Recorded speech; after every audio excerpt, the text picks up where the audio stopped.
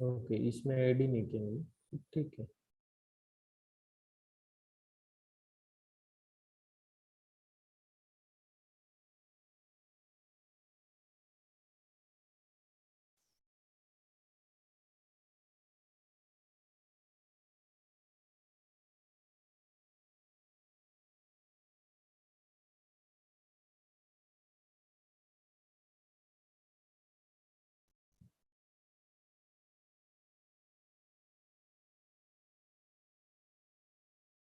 Okay, ये दोनों question homework में दिए थे, हुए क्या?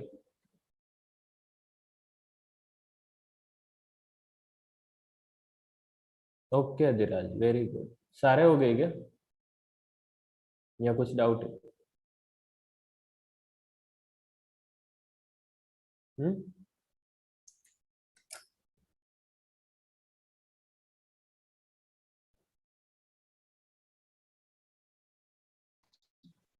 एक दो है सर, मतलब आधे होते से हो गए हैं।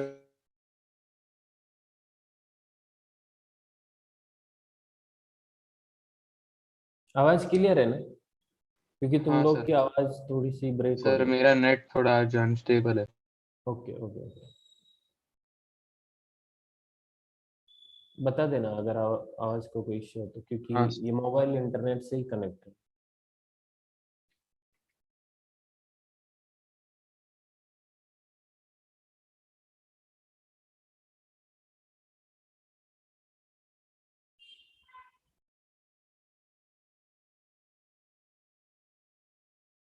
शर्ट की दो क्वेश्चन दिए थे लास्ट में, 70 एंड 71 हुए क्या? नहीं सर, 70 वाला ट्राई किया, नहीं हुआ। श्रेया, नहीं अधिराज सर। हुआ ये वाला क्वेश्चन, हुआ नहीं नहीं सर, या किया नहीं? किया नहीं सर, वो उस संगीत की पीडीएफ से किया, ये भूल गया, सॉरी। ओके, श्रेया हुआ नहीं कि किया नहीं? सर ट्राई किया था पर नहीं हुआ। Okay. Find the numerically the greatest term or terms in the expansion of this when x equal to 1/5, मतलब x का वैल्यू हमें गिवन है तो न्यूमेरिकली ग्रेटेस्ट टर्म फाइंड करनी। ग्रेटेस्ट टर्म फाइंड करनी मतलब ग्रेटेस्ट कोफिशिएंट फाइंड करना। जब x इक्वल टू 1/1/5 दिया, नहीं कोफिशिएंट नहीं पूरा, x इक्वल टू 1/5 पुट करने के बाद जो बन रहा है उसमें ग्रेटेस्ट कौन सा? स्क्रीन नहीं दिख रही है? अमित बोल रहा है स्क्रीन नहीं दिख रही है, ऐसा है क्या? दिख रही है सर। ओके, हमने क्या देखा था कल? ग्रेटेस्ट टर्म और numerically greatest term mod of T R plus one upon T are greater than और इक्वल टू वन होता है, तो आर्थ टर्म जो होगी वो ग्रेटेस्ट होगी। अच्छा, इसमें लेस देन वन का भी आता है, मतलब r plus one, T r are plus two upon T are plus one. ठीक है, देखते हैं।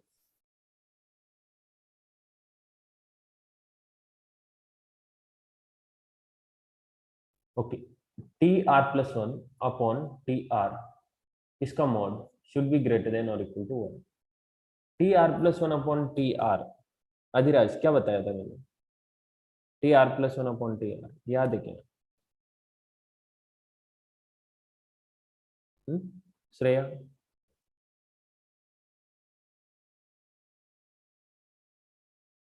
षटकी, सर इसका NCR formula upon NCR minus 1, और इसका T R upon T R minus one, NCR minus 1 upon NCR minus, ये sir नहीं है, सिर्फ n माइनस आर है ना, N minus are plus one upon R r plus 1। और इधर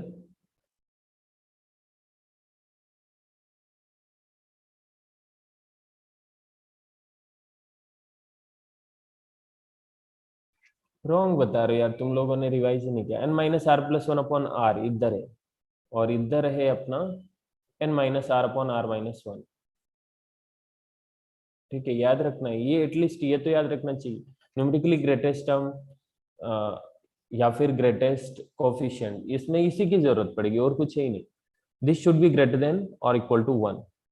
T are plus one upon T r मतलब n minus are plus one upon r greater than or equal to 1.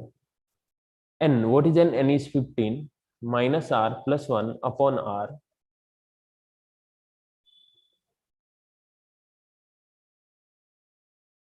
n minus are plus one upon R should be greater than और equal to 1। यानी कि यहाँ से मुझे ऐसा लग रहा है आर राइट हैंड साइड में गया तो 1 के साथ मल्टीप्लाई होगा, फिर ये minus R right hand side में गया तो प्लस का हो गया, मतलब 2r। 2r लेस देन और equal to 16 means r less than और equal to 8। r less than और इक्वल टू 8। देखो अभी ये एक ही कंडीशन सफिशिएंट है हमें ये न्यूमेरिकली ग्रेटेस्ट टर्म फाइंड करने के लिए कि r लेस देन और इक्वल टू 8 होना चाहिए। ऑब्वियसली जब r 7 होगा तब भी 7 ग्रेटेस्ट टर्म होगा, 6 होगा तो 6 ग्रेटेस्ट टर्म होगा, क्योंकि यहाँ पे हम दो ही तो रेशियो देख रहे हैं ना, T R plus one upon T are. तो इसका मतलब है कि जब r का वैल्यू 8 या फिर 8 से लेस है ना, तब ये वाली कंडीशन सेटिस्फाई होगी। तो आप समझ रहे हो अगर कोफिशिएंट इस तरह से 1 2 5 13 40 90 और फिर ऐसे डिक्रीज हो रहा है 80 70 और ऐसा हो रहा है 36 12। तो जब r का वैल्यू ये है 1 2 3 4 5 6, जब r का वैल्यू 6 है तब इनका रेशियो यानी कि r प्लस वन मतलब T are plus one upon T R, R का वैल्यू एक्चुअली 5, तो ये 6 समय आर का वैल्यू 5 हो गया इधर। Six term and fifth term का रेशियो ग्रेटर देन 1 है, और वही सेम केस इसके साथ भी है, इसके साथ भी, इसके साथ भी, इसके साथ भी। आप समझ रहे हो? तो ग्रेटेस्ट टर्म 8 होगी, आर की वैल्यू 8 होगी, मतलब ग्रेटेस्ट जो टर्म होगी ना वो 9th टर्म होगी। ठीक है ना श्रेया, समझा क्या तुम्हें? सर यहाँ पे जो n minus are plus one ये वाला फॉर्मूला वो एनसीआर का था ना, मतलब एनसीआर अपॉन एनसीआर माइनस। हाँ पर मैं इधर T are plus one upon T r लिखा है।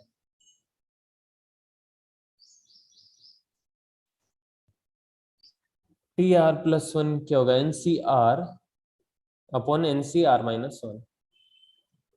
तो इसको एक्सपेंड करेंगे तो n factorial upon r factorial n minus are factorial upon denominator में n factorial upon are minus one factorial n minus are plus one factorial minus are plus one factorial. ठीक है, तो एन फैक्टोरियल से N factorial गया, ये numerator में चला गया। क्या न्यूमरेटर में गया? R minus one factorial n minus are plus one factorial upon denominator में r into r minus one factorial, और इधर N minus are minus one. तो माइनस वन नहीं करना अपने को, इसको एन माइनस आर फैक्टोरियल ही रखना है, और न्यूमरेटर में ये बाहर आया और इधर N minus are plus one minus one यानी कि एन माइनस आर फैक्टोरियल। ये कैंसिल आउट, ये कैंसिल आउट, तो क्या बन रहा है? N minus are plus one upon R. सही है ना श्रेया? सर नहीं, मतलब term R plus one upon term मतलब आर है ना, उसमें कोएफिशिएंट में 3 भी आएगा 5 भी आएगा।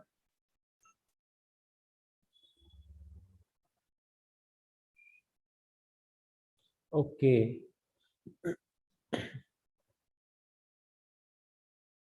तो ये तो greatest term, numerically greatest term in the expansion of this.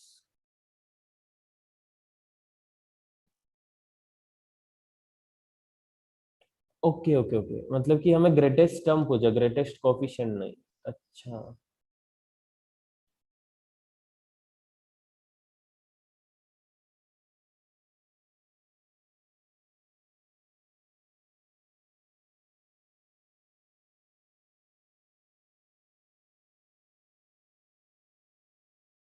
Okay, T are plus one upon T R यानी कि N C R upon N C R minus one. मतलब डायरेक्टली को इधर यहाँ पे एन सी आर मतलब एन फैक्टोरियल, नहीं नहीं एन सी आर नहीं, आर्थ टर्म कौन सी होगी? N C R 3 raise to N minus are minus 5x raise to R. N की जगह 15 है तो 15 करते हैं directly, 15 C R 3 raise to 15 minus are minus 5x raise to R, और डिनोमिनेटर में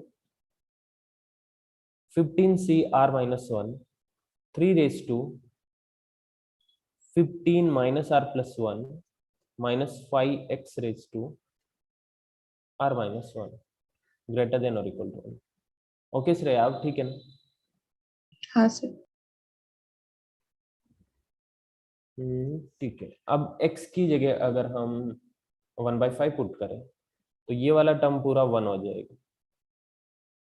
ओके, ये वाला टर्म 1 हो रहा है, नहीं माइनस वन और पावर में आ रहा है, और इधर हो रहा -5, इधर भी -1 और पावर में r-1। तो श्रेया ये -1 हुआ ना, ये पूरा -1 हुआ। हाँ सर। ओके अच्छा 15CR अपॉन 15CR-1 इसको कैसे लिख सकते हैं? 15CR इसको तो ऐसे लिख सकता हूँ ना मैं, 15 minus R 15 minus R +1 upon फिर वो माइनस माइनस पॉजिटिव नहीं करेगा? अपॉन कौन सा minus minus? -1/r upon -1/r-1। नहीं ना, ये नेगेटिव होगा ना। R कुछ भी लो आप, 1 2 3 4 5, ऊपर अगर इवन बन रहा है तो नीचे ऑड बन रहा है, ऊपर ऑड बन रहा है तो नीचे इवन बन रहा है, तो ये ओवरऑल माइनस ही होने वाला है। समझा क्या? जैसे ये x की जगह एक, समझा? हाँ समझा। ओके और ये 3 रेज टू समथिंग, इधर भी 3 रेज टू समथिंग, ऊपर जाएगा तो 3 रेज टू, ये माइनस हो जाएगा। मतलब आप ये समझ सकते हो कि डिनोमिनेटर में सिर्फ 3 बचेगा, बाकी तो ये पूरा कैंसिल हो रहा है, तो डिनोमिनेटर में बचा 3, इधर आ रहा -1 ग्रेटर देन और इक्वल टू 1।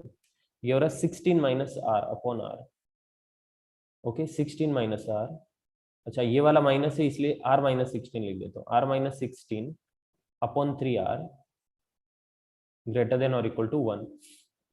मतलब अरे यार नेगेटिव आ रहा है ये। हम्म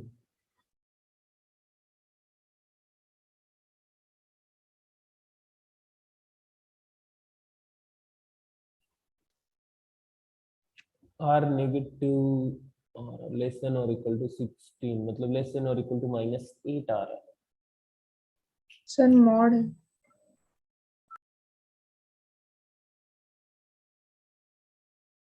हाँ इधर लेफ्ट हैंड साइड में मॉड है, 8 टर्म आ रहा है इससे, r की वैल्यू 8, पर मुझे लग रहा है 8 आएगा नहीं यहाँ पे। मतलब मिडल वाली टर्म नहीं आ रही है, नहीं मिडल वाली टर्म नहीं आनी चाहिए। एक मिनट वापस चेक कर लेता हूँ। 15 सर CR मॉड की वजह से mod r is equal to -8 आ रहा है। मोर मतलब मोर देन और इक्वल टू -8। नहीं रे, r को तो मॉड से बाहर लेके जा सकते हैं ना, वो तो पॉजिटिव ही रहेगा।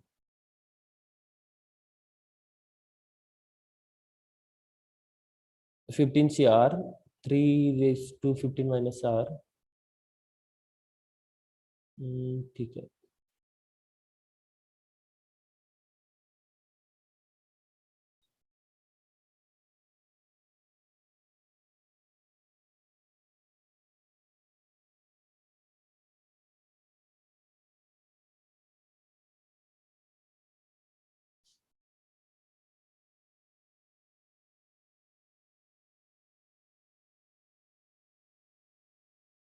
ओके फिर ऐसे कर सकते हैं इसको, जैसे यहाँ पे जैसे मॉड लगाया हमने तो ये माइनस कैंसिल हो जाएगा। या फिर हम डायरेक्टली ऐसे भी बोल सकते हैं, ये पूरा करने की जरूरत नहीं है इसलिए ऐसे बोल सकते हैं, जैसे कि जैसे जैसे एक स्टेप आगे लिया ना TR+1 और दूसरा है TR, तो क्या डिफरेंस रहेगा इसमें? जो सेकेंड वाला टर्म है ना वो एक इंक्रीज होता है और ये वाला एक डिक्रीज होता है, तो इनका रेशियो होगा 5R -5x, इनका रेशियो होगा -5x अपॉन 3। श्रेया समझा क्या तुम्हें? नहीं सर। देख ये नेक्स्ट टर्म है, मतलब आगे की टर्म है, और ये उसके जस्ट पहले वाली टर्म है, इनका रेशियो फाइंड करना है। तो क्या चेंजेस आएगा इसमें? ठीक है ये कोफिशिएंट की बात नहीं कर रहा हूँ मैं, सिर्फ अंदर वाले की बात कर रहा हूँ। कोफिशिएंट में तो चेंज आएगा ही आएगा, अंदर क्या चेंज आएगा? जो बी मतलब y की जगह, यानी कि ये जो -5x है ये एक इंक्रीज होगा। हमें पता ना left hand side to right hand side जाते तो ये सेकंड वाला टर्म एक इंक्रीज होता है, जैसे x + y whole raise to n करते, तो सिर्फ अगर कोफिशिएंट की बात नहीं करूँ तो x raise to n plus x raise to n -1 into Y plus x raise to n -2 into Y square, इस तरह से जा रहा है। यानी कि जो सेकंड वाला है ना वो एक एक इंक्रीज हो रहा है और फर्स्ट वाला वो एक एक डिक्रीज हो रहा है, तो इनका रेशियो होगा -5x/3, क्योंकि ये एक इंक्रीज हुआ बाकी सब तो कैंसिल हो गए, और ये एक डिक्रीज हुआ नीचे वाला, तो नीचे 3 आया। समझा तुम्हें? हाँ सर समझा। ओके तो डायरेक्टली भी लिख सकते हैं इसको, इतना लिखने की जरूरत नहीं। अच्छा यहाँ से ये माइनस चला गया तो अभी बन रहा है 16 -r अपॉन r, मतलब 3r ग्रेटर देन और इक्वल टू 1। ओके अब यहाँ पे मॉड हटा सकता हूँ क्योंकि r की वैल्यू 0 to 15 तक ही रहेगी। यस 0 to 15 तक ही रहेगी, तो ये पॉजिटिव ही रहने वाला है। तो ये आ रहा 4r लेस देन और इक्वल टू 16, मतलब r लेस देन और equal to 4। Yes r less than और इक्वल टू 4 है। तो ग्रेटेस्ट टर्म कौन सा बच रहा है? फोर्थ टर्म ना? हाँ सर, एक फिफ्थ। r इक्वल टू, हाँ ग्रेटेस्ट हुआ फिफ्थ टर्म, मतलब r इक्वल टू 4 के लिए जो टर्म होगी वो ग्रेटेस्ट होगी। बस यही फाइंड करना था ना। तो हम ये भी फाइंड कर सकते कि है कौन सी टर्म, टर्म कौन सी। अच्छा सर, ये फोर्थ टर्म भी इसमें ग्रेटेस्ट है, ध्यान रखना। फोर्थ टर्म भी है, फिफ्थ टर्म भी है, पता है क्यों? क्योंकि यहाँ पे r लेस देन और इक्वल टू 4 है। मैंने बताया ना, यहाँ पे जब इक्वल टू होगा तो दोनों ग्रेटेस्ट होंगे, पहले वाली भी और ये वाली भी, आर्थ टर्म भी, r माइनस 1 टर्म भी। श्रेया नहीं समझे तो? सर बट नहीं समझा। मतलब अपने पावर में तो 15 है ना सर, 15 + 1/2 होगा क्या सर, दो कैसे होंगे सर? 15 + 1/2 मतलब? सर हाँ मतलब तो दो इक्वल टर्म्स होने के लिए सर दो टर्म सेम चाहिए, फिर नहीं, उसके लिए टोटल फिर नंबर इवन पावर चाहिए होगी ना हम लोग को। नहीं रे, ऐसा क्या जरूरी है? वो तो इन वैल्यू पे डिपेंड करेगा ना, वो तो इन वैल्यू पे डिपेंड करेगा। यहाँ पे मिडल टर्म थोड़ी ना फाइंड कर रहे हैं हम लोग। दो टर्म क्यों नहीं हो सकती? हो भी सकती है भाई। आप एन सी आर और ये जो एक्स एंड वाई की वैल्यू है वो एक दूसरे से इस तरह से बैलेंस करें कि दो सेम आ सकती है। और वैसे यहाँ पे टोटल 16 टर्म्स है। मिडल टर्म की भी अगर बात करें तो दो मिडल टर्म होंगे। सर यहाँ पे देखो, ग्रेटर देन और इक्वल टू 1 किया तो ये r लेस देन और इक्वल टू 4 आ रहा, मतलब परफेक्ट नेचुरल नंबर आ रहा है। तो यहाँ पे ये इक्वल हो जाएगा ना, mod of T r plus 1 greater than और equal to mod of T r। जब यहाँ पे r की वैल्यू परफेक्ट नेचुरल नंबर आ रही है तो दोनों टर्म हो गए। आप फाइंड करके देख सकते हो fourth term and fifth term. हाँ सर, समझा। अगर r पॉइंट समथिंग रहता ना, r.123 ऐसा कुछ, 4.1 4.2, तो सिर्फ एक ही टर्म आती। ओके सार्थकी? Yes sir. और एग्जैक्ट कौन सी टर्म है वो भी फाइंड कर सकते हो। क्या करना है, r की जगह एक बार 4 पुट करना है, एक बार 5 पुट करना है। ओके सर एक बार 4 एक बार 3, नहीं रे, सर एक फोर्थ बार, और फिफ्थ टर्म है ना सर, फिर हाँ फिफ्थ के लिए 4 हाँ पुट करेंगे और फोर्थ के लिए 3। Yes yes yes. Okay, 71. Find the value of second largest term in the expansion of 4 plus 5x whole raised to 21x equal to 1/3. अच्छा, ये थोड़ा अच्छा क्वेश्चन है। सेकेंड लार्जेस्ट टर्म पूछा है। देखो, फर्स्ट लार्जेस्ट टर्म कौन सी है वो फाइंड करने का तो यही प्रोसीजर है जो हमने अभी किया है। सेकेंड लार्जेस्ट फाइंड करने के लिए उसके पहले वाले और बाद वाले को, मतलब सपोज सेवंथ टर्म है जो लार्जेस्ट है, तो हमें 6 एंड 8th टर्म में से कोई भी हो सकती है सेकेंड लार्जेस्ट, क्योंकि जो हम चेक कर रहे हैं ना वो तो सिर्फ सेवंथ को चेक किया था, लार्जेस्ट टर्म को। अभी इसके जस्ट पहले वाली होगी वो पता नहीं क्या है, जिस बाद वाली क्या है वो पता नहीं। तो सेकेंड लार्जेस्ट कैसे फाइंड करना है देखो। ओके 72 अपना होमवर्क में रहेगा, 8.72 सर फिर 8.73 इसमें की हमारा वैल्यू। जो आंसर आएगा r is less than equal to something, तो वो सर उससे आगे या पीछे की एक टर्म हम लोग को बस चेक करनी है। हाँ, चेक नहीं करनी है उसमें भी, मतलब चेक करना तो ठीक है कर सकते हैं, वो उससे भी बेटर एक तरीका है, रेशियो फाइंड कर लेंगे। 6 एंड 8 टर्म का रेशियो फाइंड कर लेंगे। सपोज में 8 टर्म मतलब T8, 8 टर्म मतलब कि T8 एंड T6 में फाइंड कर रहा हूँ। अगर ये ग्रेटर देन और इक्वल टू 1 आया, मतलब ग्रेटर देन अगर 1 आया, मतलब इक्वल टू भी हो सकता है। ग्रेटर देन 1 आया इसका मतलब T8 ग्रेटर है, यानी कि सेकंड लार्जेस्ट टर्म T8 है। अगर लेस देन 1 आया इसका मतलब T6 है। समझा ना अदिति? हाँ तो सर। वो एग्जैक्ट टर्म फाइंड करने की जरूरत नहीं पड़ेगी हमें। अच्छा 8.72 8.73 होमवर्क में रखना। Okay find the value of, हाँ ठीक है, 4 + 5x होल रेज़्ड टू 20, और यहाँ पे हम x की वैल्यू पुट करने वाले हैं 1/3। ठीक, टर्म फाइंड करना। ओके सो क्या करेंगे, T are plus 1 upon T R का मॉड। ग्रेटर देन और equal to 1, largest term find करने के लिए। तो ये बनेगा टी आर प्लस 1 यानी कि 20CR, और रेशियो कर रहे हैं ना, मतलब पहले तो कोफिशिएंट का रेशियो 20CR माइनस 1, ओके, और इधर आएगा 5x/4। ठीक है आदित्य, समझा ना तेरे को?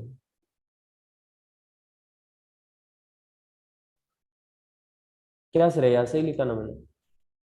हाँ ओके, 20CR/20CR माइनस 1। अच्छा, इसकी जगह तो कोफिशिएंट का रेशियो तो डायरेक्टली ऐसे लिख सकते हैं, कोफिशिएंट का ratio n minus are plus 1 upon R, n minus are plus 1 upon R, यानी कि 21 माइनस आर अपॉन आर और 5/4 इंटू एक्स की जगह 1/3 ग्रेटर देन और इक्वल टू 1। सो ये बन रहा 5/12, राइट? तो राइट हैंड साइड में गया तो 12R। ओके, मतलब 21 इंटू 5 कितना? 105, 105 माइनस 5R ग्रेटर देन और इक्वल टू 12R। ये हो गया 17R लेस देन और इक्वल टू 105।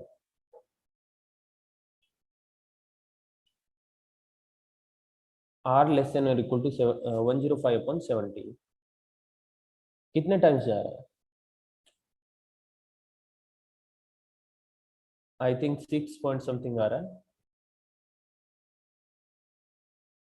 क्योंकि 17 इंटू 6 102 होता है, तो ये हुआ 3 बचा तो 30 हुआ, यानी कि 1, फिर मिला पॉइंट अगेन तो 140। ठीक है, 6.1 आ रहा है। आर लेस देन और इक्वल टू 6.1, मतलब आर इक्वल टू 6, एक टर्म आर इक्वल टू 6। तो जो लार्जेस्ट टर्म है वो 7th टर्म है।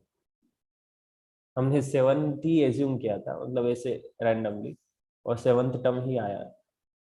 अभी सेकंड लार्जेस्ट के लिए T6/T8 या T8/T6 फाइंड करते हैं। श्रेय ये समझा ना, अगर T8/T6 अगर ग्रेटर देन 1 है, इसका मतलब T8 ग्रेटर है T6 से। हाँ सर। ओके,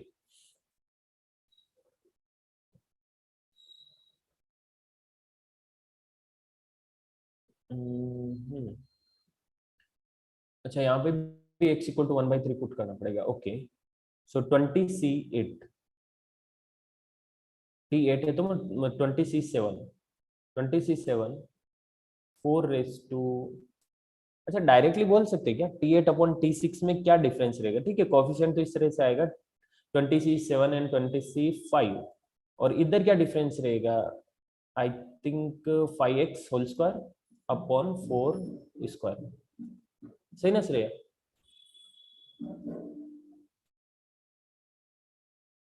मतलब अब देखो ना, यहाँ पे 6 है, यहाँ पे 8 है, तो कितने का डिफरेंस है? 2 का डिफरेंस है। तो जैसे जैसे आगे बढ़ेंगे तो सेकेंड वाला टर्म 2 बार इंक्रीज होगा, तो 5x² हो गया, और डिनोमिनेटर में 4² हुआ। ओके, हाँ सर। सर ये नहीं समझा ये नहीं समझा? सर, मतलब कोफिशिएंट समझा, तो उसके बाद का जो एक्स वाला टर्म है वो कैसे क्या होना चाहिए? देखो देखो आदित्य, देखो 2 + x होल रेज टू 8 है, इसको एक्सपेंड करेंगे तो ये रहेगा, कोफिशिएंट को नहीं लिख रहा हूं मैं, 2/8 plus 2/7 x plus 2/6 x² plus 2/5 x³ plus 2/4 x⁴ ऐसा हुआ। मतलब यहाँ पे क्या हो रहा है, जो फर्स्ट वाला टर्म है वो एक एक डिक्रीज हो रहा है, और सेकंड वाला टर्म एक एक इंक्रीज हो रहा है। तो अगर मैं एक बीच में छोड़ दूं, क्योंकि यहाँ पे जो डिफरेंस है ना वो 2 का डिफरेंस है, तो अगर बीच वाले को छोड़ दूं तो क्या लग रहा है, जो सेकंड वाला टर्म है वो इंक्रीज हो गया, लेकिन इंक्रीज किससे हुआ? स्क्वायर से। मतलब अगर इन दोनों को भी ले तो ये स्क्वायर से इंक्रीज हुआ। अरे यार, एक टर्म में अगर एक पावर इंक्रीज हो रही है तो दूसरे टर्म में 2 पावर इंक्रीज हो जाएगी, और इस फर्स्ट वाले की 2 पावर डिक्रीज हो जाएगी। सिंपल सी बात है, समझा क्या आदित्य? हाँ सर, तो रेशियो में लेंगे तो वो कट हो के हाँ, बस स्क्वायर ही बचेगा। Okay sir. देखो अभी अगर आपको सिर्फ इसके फॉर्म में आंसर चाहिए, सी के फॉर्म में, तब तो इसको सोल्व करने की जरूरत नहीं, अदरवाइज सोल्व करना पड़ेगा। तो ये बन रहा है 20 फैक्टोरियल अपॉन 7 फैक्टोरियल 13 फैक्टोरियल और डिनोमिनेटर में 20 फैक्टोरियल अपॉन 5 फैक्टोरियल 15 फैक्टोरियल और इधर x की जगह 1/3 पुट करेंगे तो ये आ रहा है 25/9 इंटू 16। ओके, इसको सिंप्लीफाई करो, जो भी आंसर आएगा अपना फाइनल आंसर। अरे नहीं, फाइनल आंसर नहीं, अभी देखना पड़ेगा ना कि ये ग्रेटर देन 1 के लेस देन कुछ भी। 20 फैक्टोरियल से 20 फैक्टोरियल गया, 5 फैक्टोरियल 15 फैक्टोरियल ऊपर गया, 15 factorial into 5 factorial upon 7 factorial into 13 factorial. तो अब भी देख के तो लग रहा है कि न्यूमरेटर ग्रेटर है, लेकिन डिनोमिनेटर में कुछ ऐसा है। ओके, पूरा सोल्व करना पड़ेगा इसको एक बार। ये बन रहा 15 इंटू 14, 13 फैक्टोरियल कैंसिल हो गया और इधर ये 5 फैक्टोरियल कैंसिल होने वाला जब डिनोमिनेटर को 7 इंटू 6 इंटू 5 फैक्टोरियल लिखेंगे तब। तो 25/9 इंटू 16 ऐसा बना 25 16। ओके, कुछ भी कैंसिल नहीं हो रहा, सिर्फ ये कैंसिल हो रहा 3 और ये 5। तो 7 और 8 भी उसे होता है 14 और 16। So 14 और 16 होगा ना कैंसिल? हाँ, ये हो सकता है। अच्छा हाँ, 7 इससे गया और ये 2 से 3 टाइम्स गया, तो न्यूमरेटर बन रहा 25 इंटू 5 और डिनोमिनेटर बन रहा 16 इंटू 9।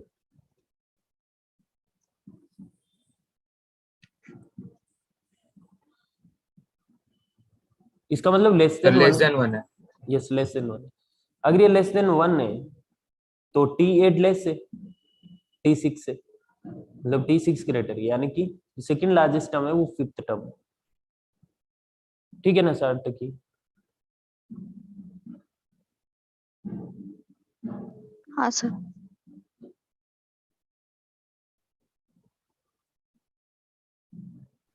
सर T6 ग्रेटर है ना, फिर सेकंड लार्जेस्ट फिफ्थ कैसे होगी? Sir R is equal to 5 का ग्रेटर होगा। T6 ग्रेटर है मतलब सिक्स्थ टर्म ग्रेटर है। ओके, फिफ्थ नहीं, सिक्स्थ। ठीक है, यहाँ पे तो R ले रहे हैं। हाँ सर, वही R इज इक्वल टू 5 का ग्रेटेस्ट टर्म होगा। अच्छा ठीक है, सीरीज इन्वॉल्विंग बाइनोमियल कोएफिशिएंट्स, ये मैंने सीरियल वाइज नहीं लगाया, आई थिंक ये 10th टॉपिक होगा इसका बाइनोमियल का।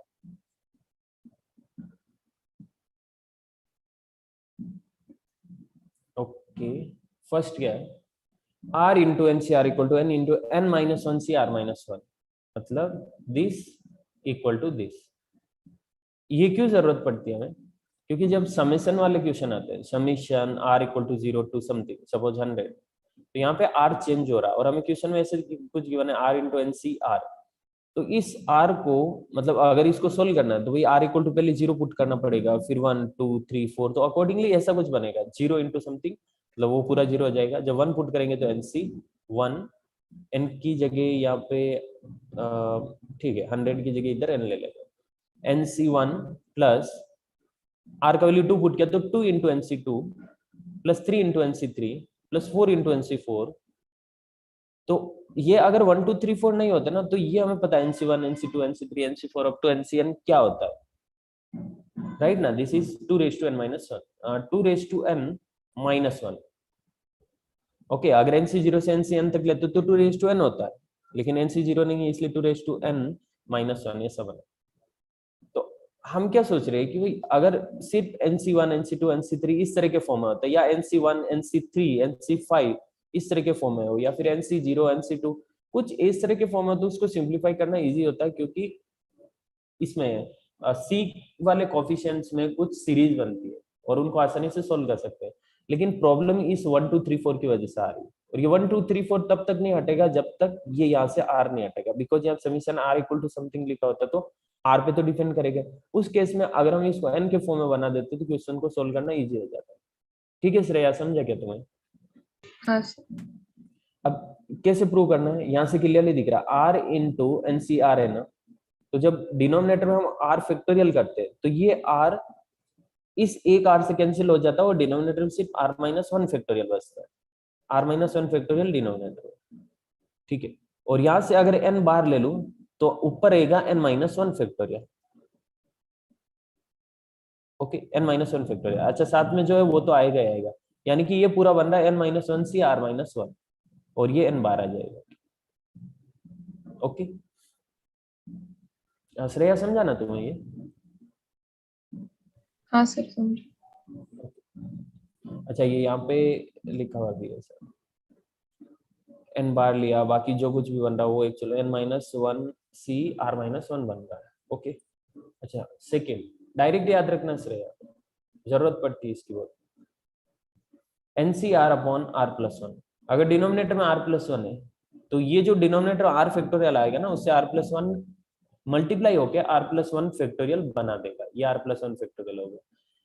अगर मैं न्यूमरेटर से, नहीं न्यूमरेटर में n फैक्टोरियल है ही, डिनोमिनेटर में अगर n+1 है तो न्यूमरेटर में भी n+1 किया तो न्यूमरेटर का n+1 एंड n फैक्टोरियल बन जाएगा n+1, मतलब इसमें c के ऊपर n+1 CR+1 और डिनोमिनेटर में n+1। मतलब आप ये याद रख सकते हो, ये दोनों अब इन दोनों में जो हमने डेरिवेशन किया, डेरिवेशन इन द सेंस कि समझा इसको कि इससे कैसे आया, तो इससे ये कंक्लूजन निकाल सकते हैं कि भाई डिनोमिनेटर में अगर r के फॉर्म में R+1 है, मतलब ऊपर NCR और डिनोमिनेटर में R+1 है, तो ये जस्ट इस r के आगे का है ना, राइट?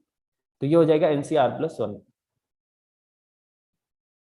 और अगर न्यूमरेटर में इस n के आगे का मतलब n+1, तो वो न्यूमरेटर में हो जाएगा n+1 C और समथिंग जो भी आ रहा है, इस केस में R+1 है तो R+1 करते हैं। ठीक है, आप समझ गए होंगे, और ये इसका प्रूफ भी यहाँ पे गिवन है। ओके, एक और ये है थर्ड वाला, R इंटू NCR -1/r। अब R इंटू NCR, इसको तो हम यहाँ से फर्स्ट रिजल्ट से लिख सकते हैं, n इंटू n-1 CR-1 और -1/r -1/r से एज इट इज है, मतलब ये सेम फर्स्ट वाला, ये -1/r एज इट इज है, यहाँ पे कोई चेंज नहीं, तो इसमें तो कुछ खास नहीं, ये तो हमने फर्स्ट रिजल्ट में देख लिया था।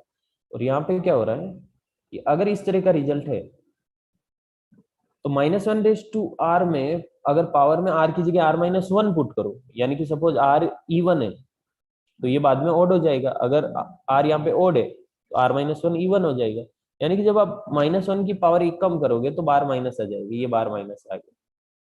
तो इसको r इंटू NCR -1/r को ऐसे भी लिख सकते हैं और ऐसे भी लिख सकते हैं। श्रेया समझा ना तू? हाँ सर।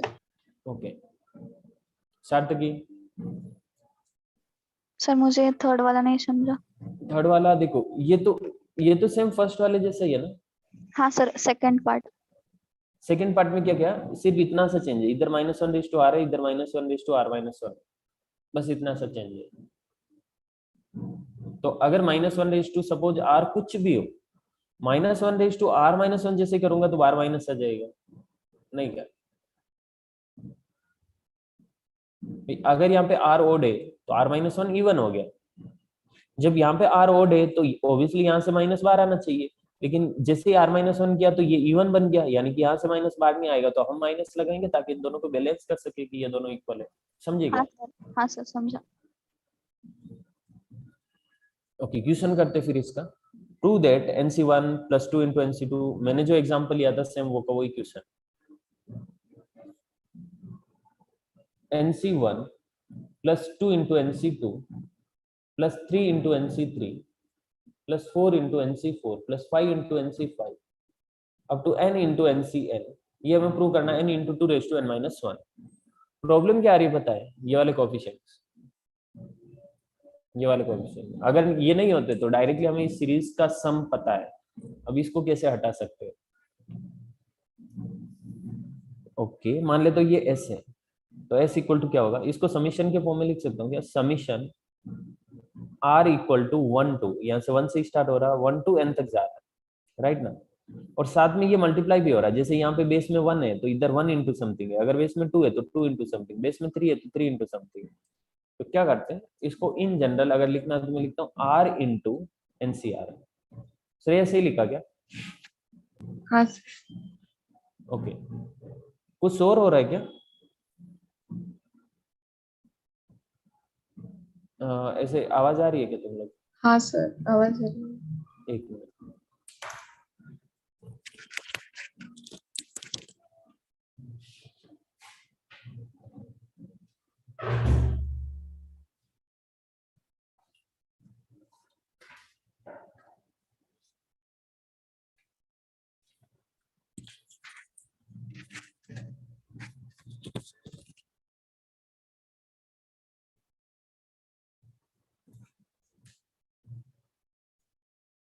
ओके ठीक है, ऐसा बना। अब r equal to 1 to n तक जा रहा है। अगर मैं इसको n के फॉर्म में लिख दूंगा ना तो n बार आ जाएगा, क्योंकि चेंज r हो रहा है ना। तो कैसे लिख सकते हैं r into N C R को? r into N C R को लिख सकते हैं, n अगर बार आया तो इधर बनेगा n minus one C R minus one, मतलब समीशन तो रहेगा ही। Summation r equal to 1 to n, n into, जैसे ही n ऊपर से बाहर आया तो ऊपर n माइनस वन ही बचा, इधर c, और यहाँ से r बाहर आया तो r से r कैंसिल हो गया, r माइनस वन बचा। ओके, तो n यहाँ से बाहर ले सकते हैं, और अंदर क्या हो रहा है, summation n minus one C R minus one, मतलब s equal to n summation r equal to 1 to n n minus one C R minus one. अभी अगर डायरेक्टली आप गेस कर पाते तो ठीक है, अदरवाइज आप थोड़ा इसको एक्सपेंड करके लिखना होगा। तो r इक्वल टू 1 पुट किया तो ये बन रहा है n minus one C zero, 2 put किया तो फिर 1 आएगा, 2 आएगा, 3, इस तरह से n minus one C two plus n minus one C three plus अब तो लास्ट में क्या आएगा, n minus one C, n put करोगे तो n minus one C n minus one. तो हमें पता है ना, NC0 NC1 NC2 NC3 up to NCn तक जो सम होता है वो 2 रेज टू n होता है। यहाँ पे n की जगह n माइनस वन है तो ये हो जाएगा 2 raise to n minus two, 2 raise to n minus one, not 2। ठीक है सार्थक, ये समझा क्या तुम्हें? हाँ सर। ओके, यही प्रूव करना था। इसका एक और पार्ट है यहाँ पे जो मैंने हाइड किया है, एक्चुअली वो सीक्वेंस एंड सीरीज का पार्ट था। ठीक है, अभी ये कॉन्सेप्ट के लिए सिर्फ इतना ही पोर्शन, बाकी थोड़ा और भी इसको एक्सटेंड करके बना सकते हैं। ऐसे क्वेश्चन आएगा तो हम डिस्कस करेंगे आगे पीवाई क्यूज में या होमवर्क में। Okay, next question, find sum NC0 plus 2 into NC1 plus 3 into NC2। बस वो सेम वैसे ही बन रहा है, यहाँ पे r की जगह r प्लस वन हो जाएगा और कुछ नहीं। तो करके देखते हैं। s equal to summation r equal to, कहाँ से, जीरो से लूँ क्योंकि यहाँ पे जीरो है ना, तो summation r equal to 0 to कहाँ तक, n तक जा रहा है, right, r equal to 0 to n। अच्छा, यहाँ पे 1 है, मतलब NC0 के साथ 1 मल्टीप्लाई है, यानी इधर 2 है इधर 3 है, मतलब इधर 2 है तो इधर 3 है, इधर 1 है तो इधर 2 है, 0 है तो 1 है, यानी कि एक ज्यादा है। अगर मैं इसको NCR लिखता हूँ तो मुझे इधर r प्लस वन लिखना पड़ेगा। Okay, r plus one, r plus one into NCR, ठीक है। ओके, r प्लस वन है ना, तो अभी इस तरह का तो पता नहीं है ना, लेकिन ये पता है कि अगर ये अंदर मल्टीप्लाई होगा ना तो ये सेम वैसे ही क्वेश्चन हो जाएगा जैसा अभी हमने जस्ट किया, और 1 के साथ मल्टीप्लाई होगा तो इसका तो डायरेक्ट हमें पता है। So s equal to summation r equal to 0 to n r into NCR plus summation r equal to 0 to n NCR। इसका अभी जस्ट हमने किया है, लेकिन वहां पे r इक्वल टू 1 से स्टार्ट हो रहा था। ओके, इसको एक बार ऐसे लिखता हूँ, summation r equal to 0 to n into n minus one C r minus one plus summation r equal to 0 to n। इसको डायरेक्टली अगर आप बोलो तो 2 रेज टू n लिख सकता हूँ, s इक्वल टू, अभी जो 8.73 या 74 जो क्वेश्चन किया था उसमें यहाँ पे r equal to 1 to n तक था, तो r equal to 1 to n तक जो रिजल्ट आया था वो था n into 2 raise to n minus one, और r इक्वल टू 0 पुट करने पे ये बन रहा है, 0 पुट करने पे, अरे यार 0 के लिए तो ये डिफाइन ही नहीं है,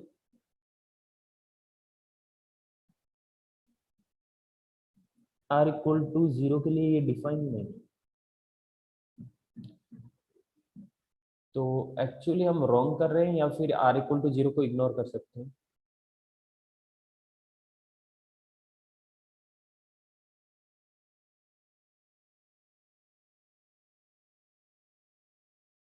r इक्वल टू 0 को इग्नोर भी कर सकते हैं, ऐसा कुछ नहीं।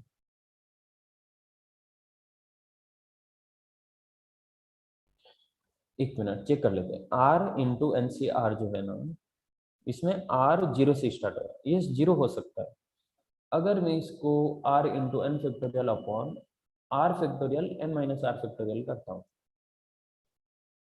तो ठीक है, n माइनस आर फैक्टोरियल में तो कोई चेंज नहीं होने वाला, क्योंकि एक ऊपर से भी n बार कर रहे हैं, एक नीचे से भी r बार कर रहे हैं, तो n माइनस आर फैक्टोरियल तो सेम ही रहने वाला है, क्योंकि n एंड r का डिफरेंस है। एक n ऊपर से बार किया तो ये इधर n माइनस आर फैक्टोरियल ही रहने वाला है, यहाँ से r बार किया तो r माइनस वन फैक्टोरियल बना है। बट अगर r का वैल्यू 0 है तो मैं 0 बार करके माइनस वन फैक्टोरियल लिख सकता हूँ क्या?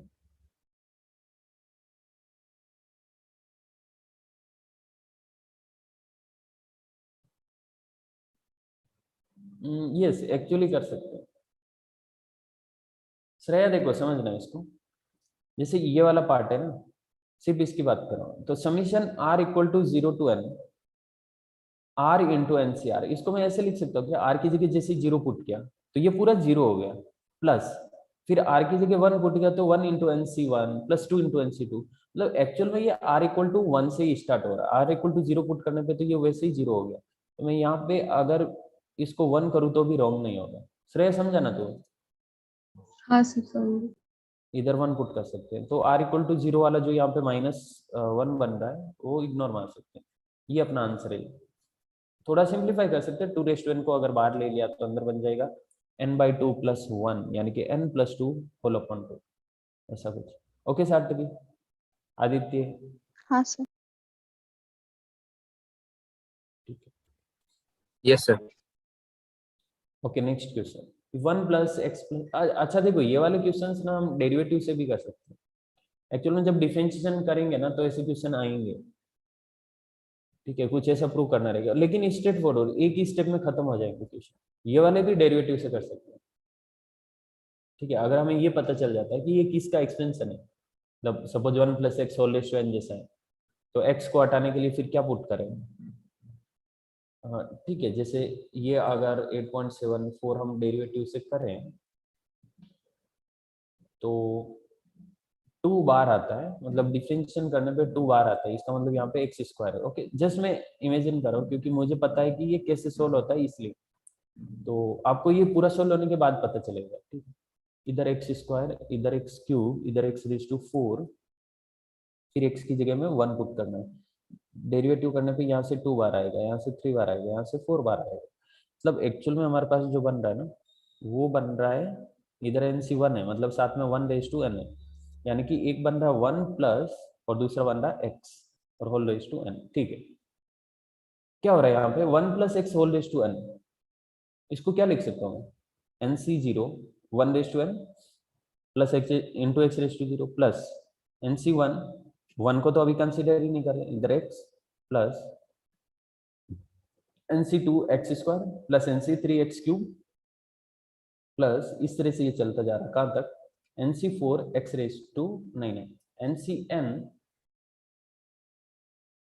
एक्स रेज़ टू n, ठीक है श्रेया, ऐसा हुआ। अब क्या कर रहे हैं, दोनों साइड डिफरेंशिएशन कर रहे हैं, इधर हुआ n into 1 plus X whole raise to n minus 1 equal to, ये कांस्टेंट है डिफरेंशिएशन 0, इधर x का कोएफिशिएंट है तो एज इट इज आएगा nc1, और यहाँ पे ये कोएफिशिएंट nc2 तो साथ में आएगा ही आएगा, एक्स स्क्वायर का हो गया 2x plus nc3 as it is X cube का हो गया 3x स्क्वायर प्लस इस तरह से चलता जा रहा है, और लास्ट में ncn n into X raise to n minus 1, ठीक है।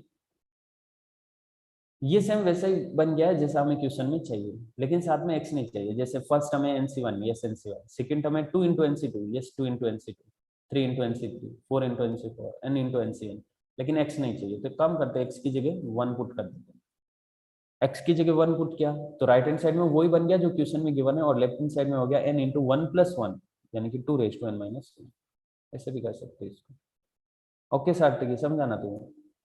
हाँ सर। अब ये हाँ वाले सर क्वेश्चन में समझ। हमें कुछ ऐसा ही गिवन है, सेम वैसे ऐसा ही गिवन है जो हमें चाहिए, मतलब कि प्रूव करना है ना, तो दिख भी रहा है यहाँ से a1 plus 2a2 plus 3a3, ऐसा लग रहा है कि यार अगर राइट हैंड साइड में ना डिफरेंशिएशन होगा तो ऐसा ही कुछ बनेगा जो हमें चाहिए, जैसे डिफरेंशिएशन होगा तो a0 कैंसिल हो जाएगा, इधर a1 x है ना तो डिफरेंशिएशन से a1 आएगा, a2 तो है ही, एक्स स्क्वायर का हो जाएगा 2x, लेकिन x की जगह फिर 1 पुट कर देंगे। मतलब आप लास्ट टर्म से भी कंपेयर कर सकते हो, या फिर यहाँ से थर्ड टर्म जो नेक्स्ट टर्म होगी ना, a3x³ 1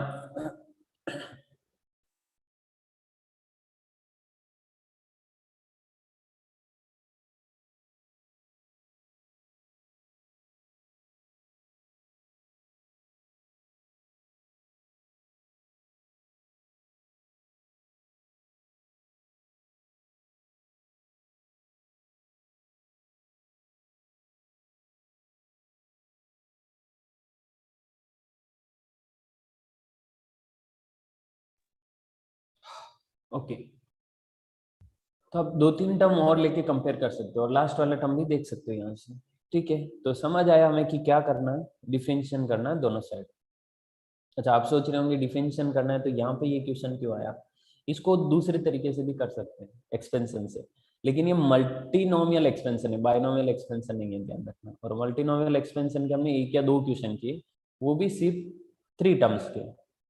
तो बाइनोमियल से कर सकते हैं, इसको डायरेक्टली याद भी रख सकते हैं, लेकिन उसकी जरूरत नहीं। अपने पास एक और तरीका है डिफरेंशिएशन का। दोनों साइड एक्स के रिस्पेक्ट में डिफरेंशिएशन किया, तो इधर ये पूरे को हमें डमी एक्स कंसिडर करना पड़ेगा इसको। श्रेया, ऐसा क्वेश्चन किया क्या डिफरेंशिएशन की जिसमें डमी एक्स कंसिडर करना पड़ता है? हाँ हाँ। सर। हाँ, इस पूरे को डमी एक्स कंसिडर किया तो x⁻n बना। x⁻n का डिफरेंशिएशन होता है n इंटू x⁻n-1, लेकिन x तो डमी है, x की जगह तो वही एक्चुअल पुट करेंगे जो क्वेश्चन में गिवन है, और जिसको डमी एक्स कंसिडर किया उसका वापस से डिफरेंशिएशन मल्टीप्लाई में 1 का 0, x का 1, हाँ 3x², 4x³, इस तरह से, और लास्ट में p x⁻p−1। ठीक है, अब x की जगह 1 पुट करना, राइट हैंड साइड को सोल्व करने की जरूरत नहीं, क्योंकि हमने ये पहले ही देख लिया था कि डिफरेंशिएशन करके x = 1 पुट करेंगे तो हमें इसकी वैल्यू मिल जाएगी। तो इधर x की जगह 1 पुट किया तो ये 1 कितने टाइम्स है, देखो x⁻1 से लेके x⁻p तक, ये टोटल p टर्म्स है, और +1 भी है साथ में। तो एक्चुअल में ये यहाँ पे, अच्छा x की जगह 1 पुट कर रहे हैं ना, तो ये 1 p+1 टाइम्स है, आई थिंक p+1 टाइम्स, और n-1 इंटू x की जगह 1 पुट किया तो यहाँ पे सम हो रहा है 1 to लेके p तक, वो क्या होगा 1 to लेके p तक, मतलब फर्स्ट n p टर्म्स का सम, p नेचुरल नंबर का सम, विच इज p+1/2। सर ये आगे क्या किया आपने दूसरे वाले मामले में, नहीं समझा। ये वाला या इधर का? ओके, श्रेया तुम्हें समझ p गया? p+1/2। हाँ x की जगह 1 पुट किया दिराज, x की जगह जब 1 पुट किया तो ये 1 कितने टाइम आ रहा है, p times, because x⁻1 x⁻2 से लेके x⁻p तक है, तो 1 p टाइम्स ऐड हो रहे हैं, तो इसको डायरेक्टली p लिख सकता हूँ, और ये +1 एज इट इज, समझा गया? और इधर है 1 +2 +3 +4 अप टू p, जैसे n होता तो ये होता n+1/2, वैसे ही इसका हो गया। थोड़ा अच्छा और सिंप्लीफाई हाँ कर समझ सकते हैं गया। इधर, p+1/1 है, p+1/n-2 है, तो फाइनल आंसर आएगा np/2 p+1/2। Okay Sarthak ji? हाँ सर। ठीक, कितने क्वेश्चन बचे हैं? ओके, 3 क्वेश्चन और है, 8:45 तक ही रखते हैं, 8:30 हुआ। ठीक है, करते हैं जल्दी जल्दी, 1-2 क्वेश्चन अगर बचेगा तो होमवर्क में ले सकते हो। एक काम करते हैं ना, 77 होमवर्क में दे देता हूँ, इजी क्वेश्चन लग रहा है। 1 × 2 × NC1, मतलब इन जनरल कैसे लिखोगे इसको, जैसे इधर है 2 × 3 × NC2, n × n+1 × NCn। Shreya बता सकते हो कैसे लिख सकते हो इसको? n×n+1 into नहीं, NCR summation r में। r × r+1। हाँ R into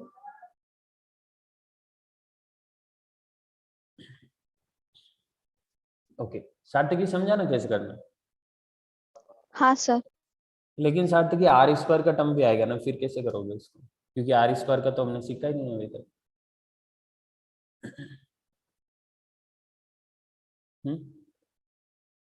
जो आर स्क्वायर आएगा उसको कैसे फिर सिंप्लीफाई करोगे? क्योंकि ठीक है आर में होता तो जैसे आर प्लस वन का तो हमने किया, अंदर मल्टीप्लाई करेंगे तो एक तो प्रॉपर सीक्वेंस बनेगा और दूसरा इस तरह का जो जिसमें बाइनोमियल वो सीरीज बन जाएगी, बाइनोमियल कोएफिशिएंट जिसमें इन्वॉल्व है वो वाले, मतलब ये वाला क्वेश्चन जो किया था सेम ऐसा।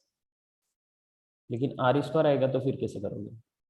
तो क्या करना, थोड़ा सा एंड देता हूँ, r plus one into r into N C r ऐसा कुछ आएगा, summation r equal to 1 to n तक, ठीक है।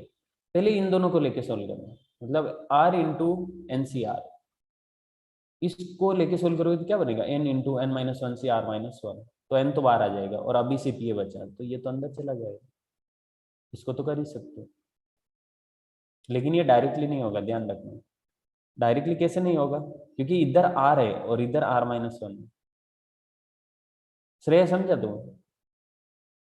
हाँ ये सर। एक स्टेप तो समझा, फिर आगे क्या करना पता है? ठीक है, इसको मैं हटा रहा हूँ, इसकी जगह क्या लिख रहा हूँ, n इंटू, ठीक है n बाहर आ गया, n को बाहर लिख देते, n into N minus one C R minus one. जब अंदर मल्टीप्लाई भी करोगे ना तो ये बनेगा r into N minus one C R minus one. ये आगे सोल्व नहीं होने वाला, राइट ना, क्योंकि r into N C r हमें पता है। ये वाला कैसे सोल्व होगा फिर?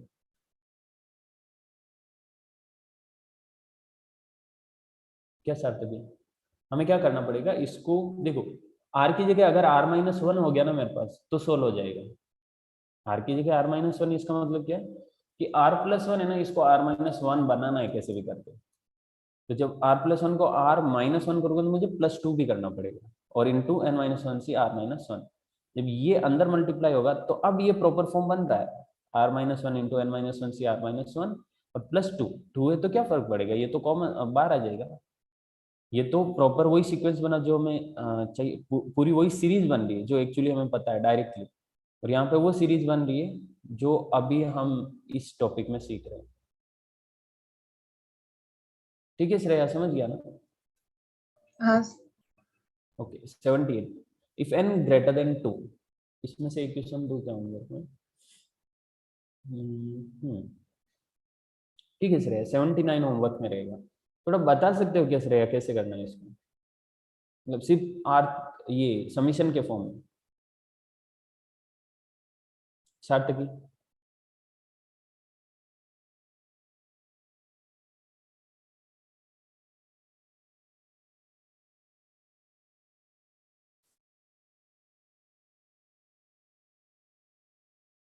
देखो सी के साथ जो कोएफिशिएंट है ना वो एक्चुअल में एक एपी बना रहे हैं, राइट ना, 3 8 13 18 23 28 33 38, एक एपी बन रही है, तो ये आर के फॉर्म में लिख सकते हैं इसको तो। अच्छा plus minus plus minus plus minus भी हो रहा है तो इसको minus one raise to r या आर प्लस वन जैसा कुछ लिख सकते हैं। और n c zero n c one n c two इसको तो एनसी आर के फॉर्म में डायरेक्टली लिखेंगे। तो क्या हो रहा है, summation r equal to zero to n तक ले रहा हूँ। जीरो टू एन तक क्यों ले रहा हूँ, क्योंकि यहाँ पे एन सी आर है, मतलब एन सी जीरो है तो जीरो की जगह आर लिखते ताकि जीरो से ही स्टार्ट होगा। ठीक है, अब जब यहाँ पे आर लिखा है ना तो उसके अकॉर्डिंग यहाँ पे माइनस को बैलेंस करना और थ्री के साथ लिखना। ठीक, ओके, जब आर इक्वल टू जीरो किया मैंने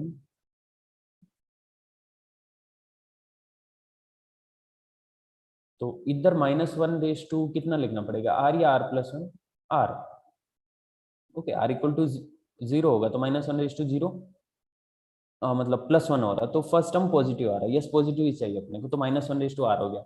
अब 3 8 13 18 इनको कैसे करें, A plus n minus one into D. Okay, rth term मतलब nth term 3 plus n minus one into 5 है, लेकिन n माइनस वन की जगह r के फॉर्म में लिखना अपने को, क्योंकि r चेंज हो रहा है ना, तो r चेंज हो रहा है तो उसके अकॉर्डिंग टर्म्स चेंज होगी। n माइनस वन की जगह r के फॉर्म में क्या लिख सकता हूँ, जैसे अच्छा क्लियरली दिख रहा है कि यहाँ पे फर्स्ट टर्म क्या है 3 है, इसका मतलब n का वैल्यू 1 होना चाहिए, यानी कि n माइनस वन की जगह r होना चाहिए, because r equal to zero से स्टार्ट हो रहा है तो ये पूरा टर्म जीरो होना चाहिए। श्रेया समझा क्या तुम्हें? हाँ सर। तो इसको 3 प्लस 5 r लिखना है। ओके सार्थकी, समझा ना? हाँ सर। 3 + 5r, बस हो गया, सिंपल है। अभी तो आर के फॉर्म में ही, आर स्क्वायर जैसे कुछ है नहीं, इजी हो गया। ठीक है, कर सकते हो इसको, ट्राई करना, नहीं होगा तो बताना, डिस्कस करेंगे। मैं अभी क्वेश्चन कर रहा हूँ 78। If n greater than 2 then prove that this is equal to a। Okay, अच्छा कैसे कर सकते हैं, पहले आप बताओगे क्या? किस तरह से इसको समेशन के फॉर्म में लिखें, या फिर कोई और तरीका है आपके पास तो वो बताओ।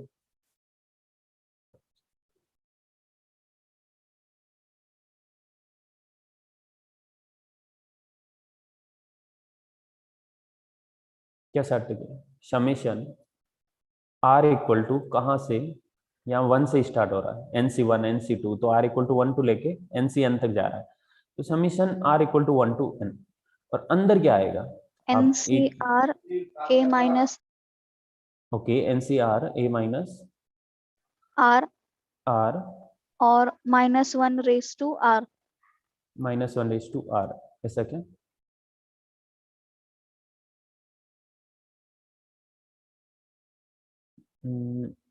-1/r, r कहाँ से कहाँ तक ले रहे हैं? ये सार्थक की r इक्वल टू 1 से स्टार्ट हो रहा है ना, तो या तो यहाँ पे -1 करना पड़ेगा या +1 करना पड़ेगा, समझे क्या? r 1 से स्टार्ट हो रहा है, 0 से नहीं है, और फर्स्ट टर्म पॉजिटिव चाहिए, हाँ सर। तो r+1 कर देता हूँ। ओके, ये हो रहा है NCR A minus R -1/r+1। Okay, solve कैसे करें फिर? अभी सिंपल है, NCR को पहले A के साथ मल्टीप्लाई करना, फिर NCR को R के साथ मल्टीप्लाई करना। लेकिन यहाँ पे थोड़ा सा ये, मतलब ये r+1 को ना r के फॉर्म में ही बनाना पड़ेगा, मतलब r माइनस लेना ही पड़ेगा। ठीक है, करते solve. Summation r equal to 1 to n, e के साथ पहले मल्टीप्लाई हुआ तो e आ गया 12, -1/r+1 इंटू NCR, ऐसा है, minus summation r equal to 1 to n, ये हो रहा r into NCR -1/r+1।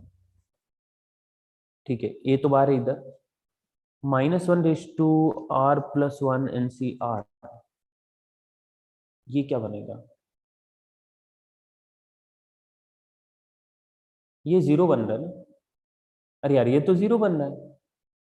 Shreya, पता चला क्या ये 0 कैसे बन रहा है? श्रेया को नहीं पता चला होगा, मैं बताऊं। देखो श्रेया, ये इसका मतलब है कि alternate plus minus plus minus plus minus लगने वाला है, सही ना? हाँ सर। और ये NCR जो है ना, वो बनेगा NC1 -NC2 plus NC3 -NC4 plus NC5 minus something. और हमने ये देखा था कि NC1 plus NC3 plus NC5 plus NC7 equal to NC2 plus NC4 plus NC6, याद आ रहा है? हाँ सर।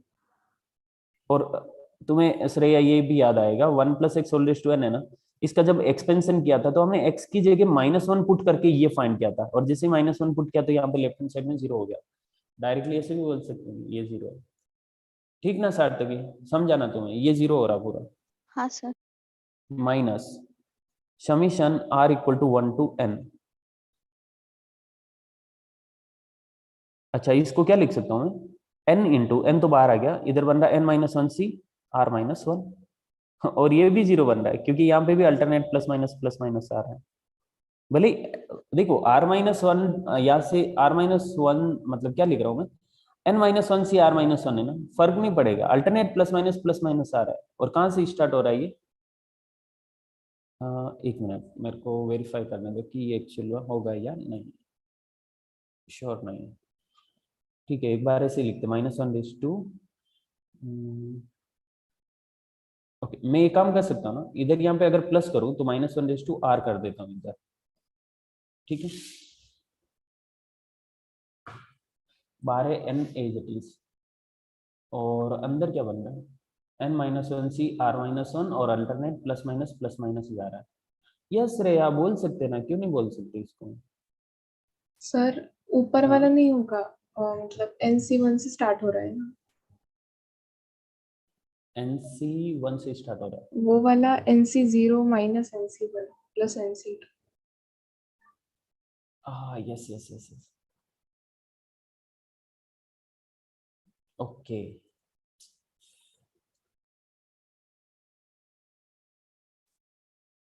r इक्वल टू 1 से स्टार्ट हो रहा है ना, 1 पुट करेंगे तो ये आएगा NC1, मतलब ये आ रहा a into NC1 minus NC2 plus NC3 minus NC4 plus NC5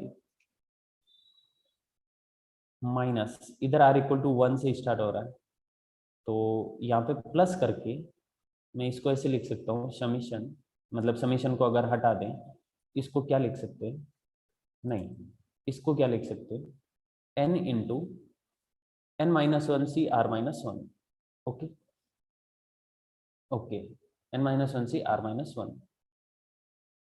इसका मतलब ये भी जीरो नहीं होगा, मतलब NC जीरो से स्टार्ट करना है ना अपने को, तो NC जीरो से, एक्चुअली ये NC जीरो से स्टार्ट हो रहा है, तो n तो यहाँ से बाहर आ गया और इधर प्लस किया, अंदर अल्टरनेट जैसे यहाँ पे प्लस किया मैंने, तो प्लस किया इसका मतलब क्या है, इसको सिंपली मैं r लिख रहा हूँ और r 1 से स्टार्ट हो रहा है, मतलब फर्स्ट टर्म है ना वो माइनस से स्टार्ट होगी, minus n minus one C r minus one, यानी कि n minus one C zero plus n minus one C one minus n minus one C two plus n minus one C three minus, okay इस तरह से चल रहा है। श्रेया ये तो जीरो हुआ ना, हाँ सर।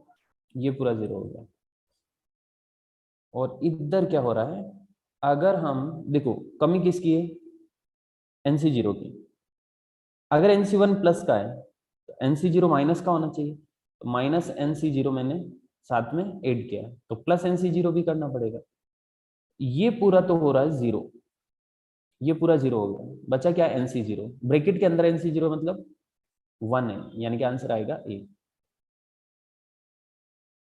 सही ना श्रेया? हाँ सर। 60 सर मुझे ये नहीं समझा।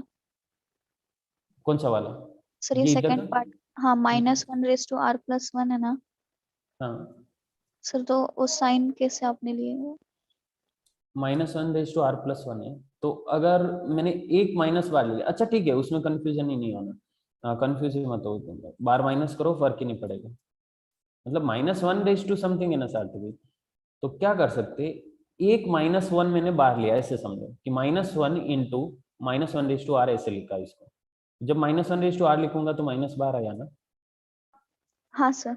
बट ठीक है जाने दो, इसको लिख सकते हैं n into n-1 c r-1, तो माइनस मैंने बाद में लिया, ऐसे ही है, फर्स्ट हम यहाँ पॉजिटिव से प्लस से स्टार्ट हो रही, r की जगह जब 1 पुट करेंगे तो ये बन रहा है n-1 c0 minus n-1 c1 plus n-1 c2 minus n-1 c3 plus इस तरह से चल रहा है, और ये पूरा जीरो हो रहा है, n-0 से n-1 c0 से स्टार्ट हुआ और अल्टरनेट प्लस माइनस है, और यहाँ पे किसकी कमी है, माइनस NC जीरो की कमी है, तो प्लस NC जीरो भी करना पड़ेगा, प्लस NC जीरो एक्चुअल में 1 है, तो ये पूरा तो हो रहा है जीरो और NC जीरो होता है 1, सो आंसर आएगा ए। ठीक है सार्थक, अभी समझा गया, हाँ सर। और यही प्रूव करना है अपने को, this is equal to A.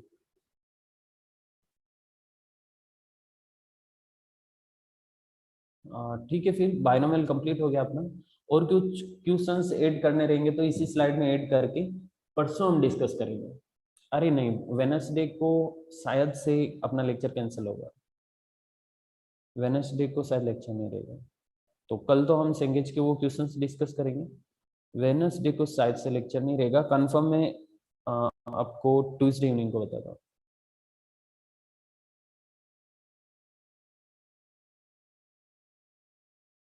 Okay.